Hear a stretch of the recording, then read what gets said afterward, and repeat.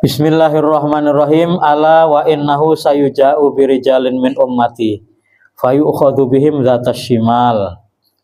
Ala, ingat kata Nabi Muhammad, wa innahu sayuja'u birijalin min ummati.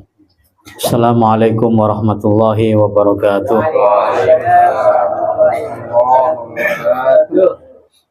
Bismillahirrahmanirrahim. Alhamdulillahirabbil alamin.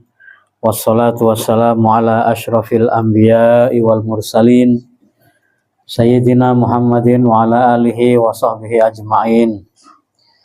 Wa qala rabbi shrah li sadri wa yassir li amri wa hlul 'uqdatam min lisani yafqahu qawli. Amma ba'du, sa'adatul kurama, para guru, para asatiz, wabil khusus kepada guru kita Bapak Haji Muhammad Abdullah dan Nuri Syafi'i. Bapak-bapak sekalian, kita lanjutkan pembacaan hadis ini walaupun kita sekarang haul ya, tetapi masih ada kaitannya insya Allah. Hadis yang kemarin dibacakan bahwa manusia itu akan digiring dalam keadaan telanjang bulat, tanpa alas kaki dan enggak bersunat. Bismillahirrahmanirrahim. Ala wa innahu sayuja'u birijalin min ummati fayu'khadhu bihim dzatas shimal.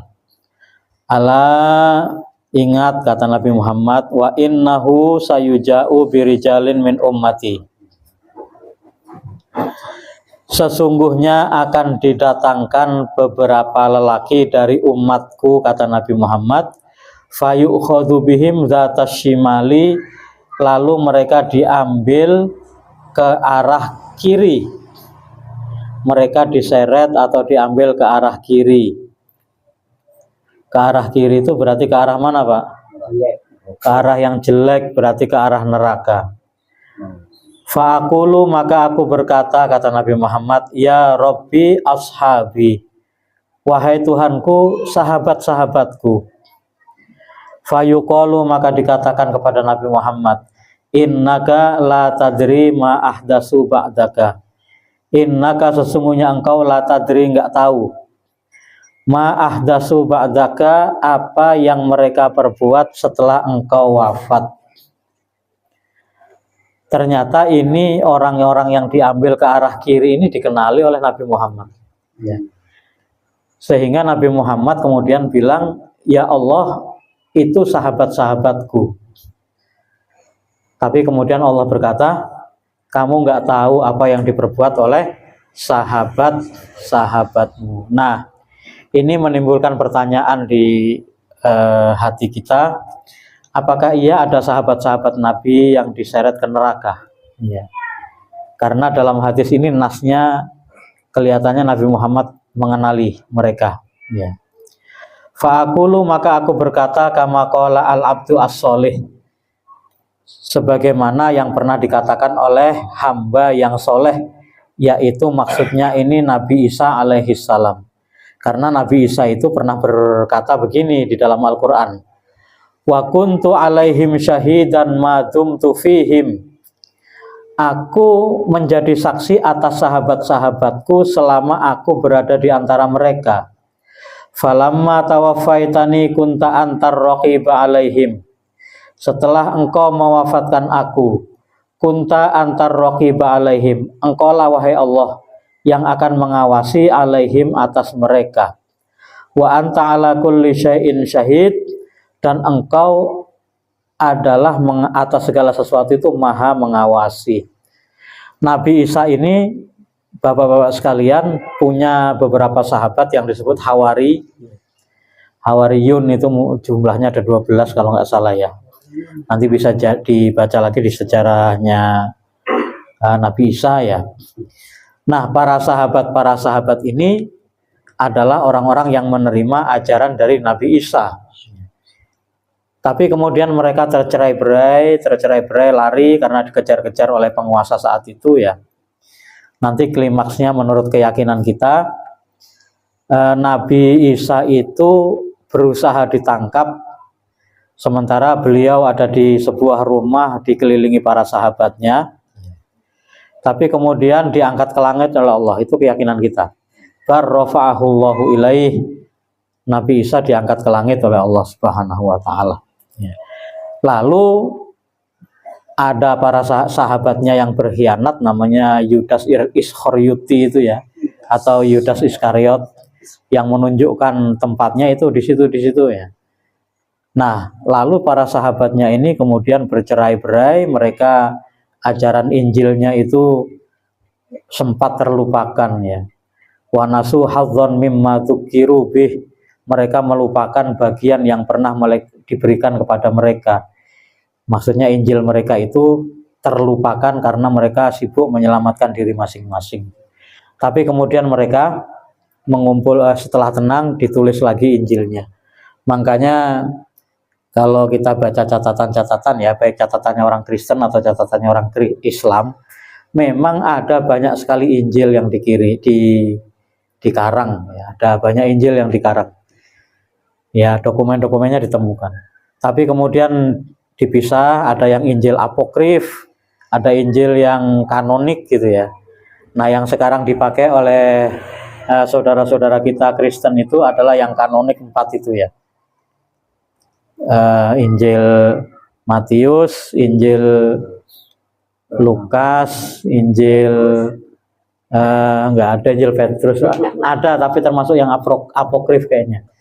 Injil Matius, Lukas, Yohanes sama Markus itu 4 ya, yang sekarang anut di khutbah-khutbahkan di gereja-gereja.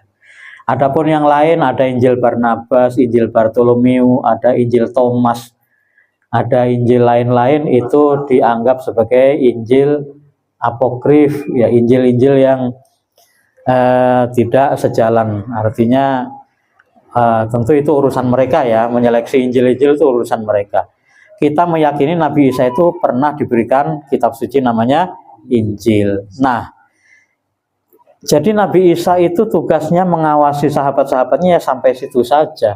Setelah itu apakah para sahabatnya itu nanti ada yang murtad, apakah ada yang berbalik dan lain-lain, yaitu urusan Allah, antar raqiba alaihim ya. Wa in tu'adzibhum fa innahum ibaduk, kata Nabi Isa. Kalau engkau azab mereka ya Allah, kalau kau siksa mereka ya Allah, fa innahum ibaduka, mereka itu adalah hamba-hambamu. Seorang raja itu terserah, kalau raja itu mau menyiksa hambanya, yang engkau adalah raja gitu ya. Mereka hambamu. Wa in taghfir lahum fa innaka antal azizul hakim. Kalau engkau ingin mengampuni mereka, maka sesungguhnya engkau adalah Zat yang maha perkasa, maha bijaksana. Kalau ingin menyiksa ya Allah, engkau maha bijaksana ya.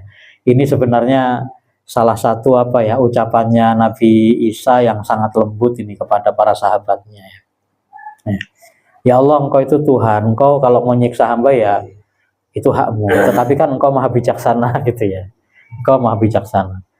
Qala fayuqaluli, maka dikatakan kepadaku, innahum lam yazalu murtaddina, sesungguhnya mereka itu enggak berhenti murtad ala aqobihim, atas balik lagi ke belakang, putar balik ya, ala aqobihim mundu faroqtahum, setelah engkau berpisah dengan mereka. Nah, Bapak-bapak sekalian, di sini hadis sangat jelas ya, bahwa para sahabat ini ternyata juga ada yang murtad. Nah, ini perlu kita bahas sedikit karena para ulama tampaknya hati-hati untuk menjelaskan masalah ini. Ini dibagi dua. Ada sahabat yang murtad sepengetahuan Nabi Muhammad. Artinya murtadnya itu ketika Nabi Muhammad masih hidup. Nah, kalau ini nggak ada yang ingkar, para ulama semuanya menjelaskan. Misalnya apa? Satu, ada orang-orang sudah beriman, sudah ketemu dengan Nabi Muhammad, sudah melihat mukjizatnya, sudah melihat kebaikannya, tetapi ketika Nabi Muhammad Isra Mi'raj ya, kemudian pulang, diceritakan hasil Isra Mi'raj itu kepada para sahabatnya. Para sahabat itu akhirnya heboh, ya mereka bergunjing, berbincang-bincang, menjadi satu keviralan yang sangat besar saat itu. Ya. Nabi Muhammad jalan-jalan ke langit katanya, ya. Nah, bentaran banget, cuman semalaman. Nah, lalu orang-orang yang banyak mengandalkan logika saja tanpa iman, akhirnya murtad. Dan ini diriwayatkan oleh Aisyah. Kata Aisyah, pagi-pagi orang-orang membicarakan peristiwa Isra Mi'raj dan mereka banyak yang murtad. Yang kedua, ada sahabat Nabi namanya Ubaidillah bin Jahash. Itu beliau ini pernah hijrah ke Habasyah, Ethiopia, bersama istrinya Ummu Habibah, ya. Menurut para ahli sejarah, sampai di Ethiopia malah tanah Soro masuk Kristen, ya. Karena Habasyah saat itu adalah negerinya negeri Kristen. Nah, jadi kalau yang pertama itu murtad gara-gara terlalu mengandalkan logika, terlalu mengandalkan akal pikiran, imannya nggak jalan, ya.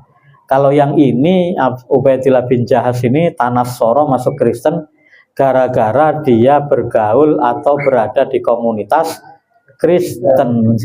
Kita lingkungannya lingkungan Islam, insya Allah paling enggak ada apa namanya, kanan kiri itu ada yang jagain, ya, ada ngingetin ya, begitu. Nah, itu. Kemudian yang terkenal itu siapa ya? Abdullah bin Sa'ad bin Abi Sarh. Ini penulis wahyunya Rasulullah. Ini juga murtad. Bayangin, udah nulis wahyunya Rasulullah, murtad. Gara-garanya yaitu nulis setelah Allah berfirman itu, ya. Gimana itu? Fa khalaqnal 'alaqata mudghatan. Pokoknya ujung ayatnya itu fasubhanallahi ahsanul khaliqin. Nah, sebelum ayat itu didikte oleh Nabi, siapa namanya? Ibnu Sarah ini menulis, udah ngomong duluan, Maha Suci Allah sebaik-baik pencipta. Kata Rasulullah, ya tulis seperti itu. Karena ayatnya memang turun seperti itu. Akhirnya ditulis. Tapi setelah sambil nulis itu sambil ragu-ragu. Mosok iya sih, ucapan saya kok dijadikan wahyu, ya. Ucapan saya dijadikan wahyu katanya, ya. Akhirnya dia pengumuman kemana-mana. Ya, saya murtad, ya, karena wahyunya Nabi Muhammad itu ternyata omongan saya ditulis. Padahal memang wahyunya turun seperti itu. Dan jangan heran Pak, kalau baca ilmu tafsir, banyak ucapan sahabat yang cocok dengan wahyu. Terutama Umar bin Khattab, itu banyak sekali. Umar ngomong begini, ternyata Al-Quran turun persis seperti omongannya Umar, ya. Seperti itu. Nah, ini akhirnya dia lari, ya. Termasuk 4 orang yang harus dibunuh oleh Nabi Muhammad, ya. Bunuh 4 orang. Satu Abdullah bin Sa'ad, ya, tadi Ibnu Abi Sarh itu, ya. 2 Abdullah bin Khattab. 3 Ikrimah bin Abi Jahal, anaknya Abu Jahal. 1 lagi saya lupa namanya, itu harus dibunuh oleh Nabi Muhammad. Itu murtad berarti ada. Tapi Nabi Muhammad tahu itu, mereka tahu karena Nabi Muhammad masih hidup, ya. Ya, kalau Abdullah bin Khattab ini dia mukmin sebenarnya. Kemudian dia ada satu misi ditemani temannya. Temannya ini tugasnya melayani dia, memasakkan, nyiapin keperluannya gitu, ya. Nah, sampai di suatu tempat dia misi mengumpulkan sedekah dari kampung-kampung gitu kan, oleh Nabi disuruh ngumpulin zakat, sedekah gitu, ya. Nah, suatu hari si temannya ini udah dipesan, tolong saya mau tidur, siapkan makanan buat saya. Ternyata si temannya itu tidur juga. Nah, Abdullah bin Khattab ini bangun, nggak ada makanan, mana nggak ada makanan.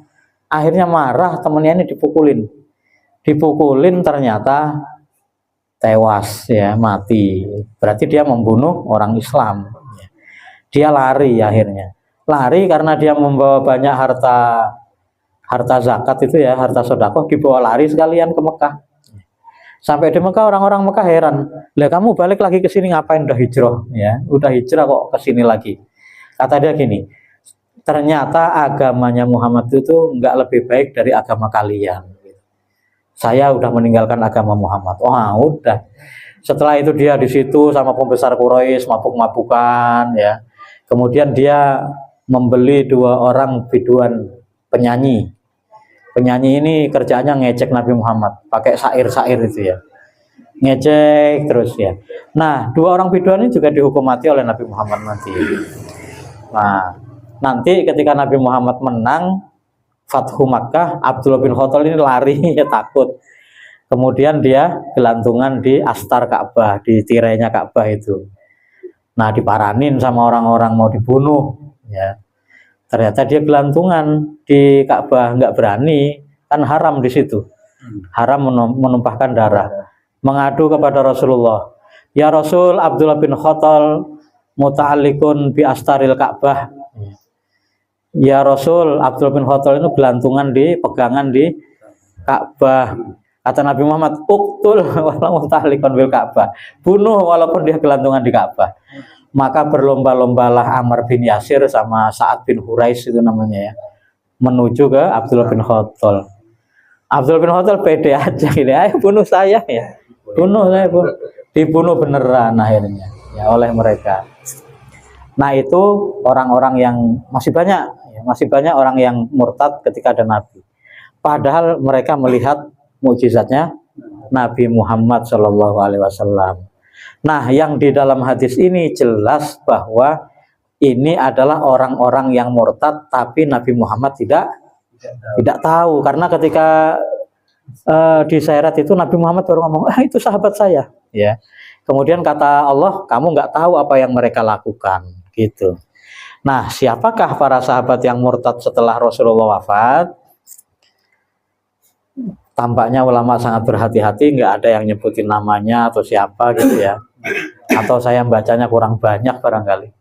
Tetapi kita tahu bahwa Abu Bakar, sahabat Abu Bakar itu nanti memerangi orang-orang murtad. Siapa orang-orang murtad itu? Tentu diantaranya adalah orang-orang yang pernah ikut dengan Rasulullah SAW. Mungkin ada yang pernah ikut Sulhu Hudaybiyah saja, ikut Fathu Makkah saja. Tapi setelah itu murtad lagi, ikut nabi palsu. Ada kan nabi palsu banyak sekali. Itulah yang diperangi oleh Abu Bakar ya, radhiyallahu anhu. Jadi gitu Pak.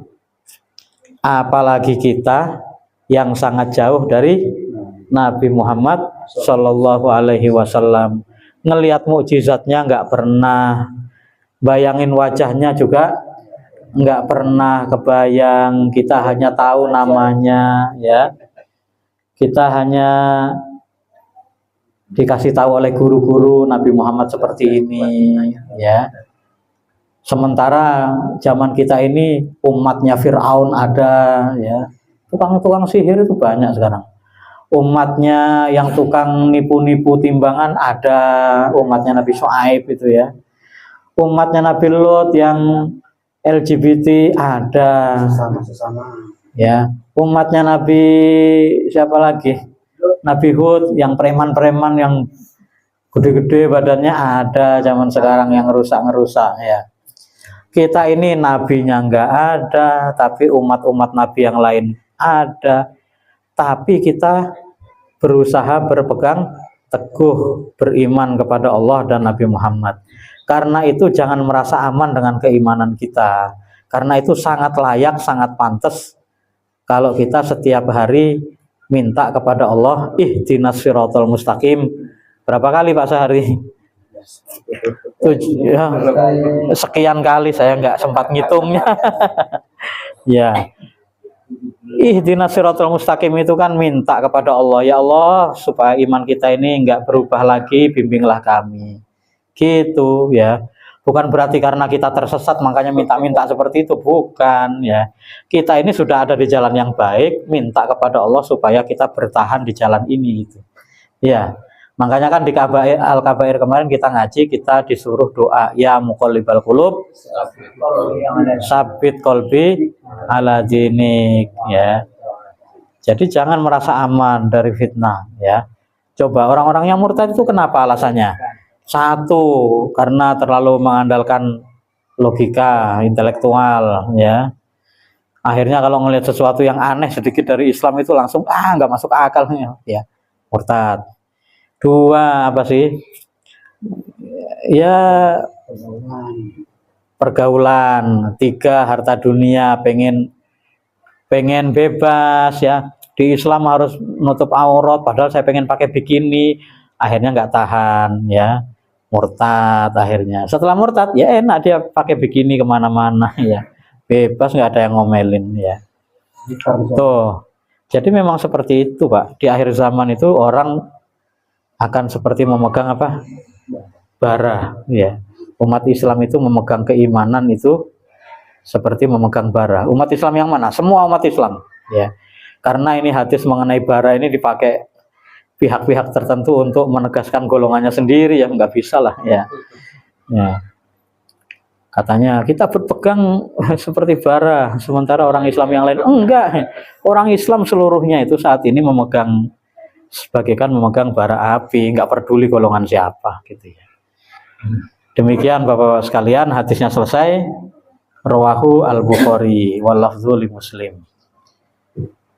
Saya rasa cukup, kurang lebihnya mohon maaf. Wallahul muwaffiq ila aqwamit thoriq. Assalamualaikum warahmatullahi wabarakatuh. Waalaikumsalam warahmatullahi wabarakatuh.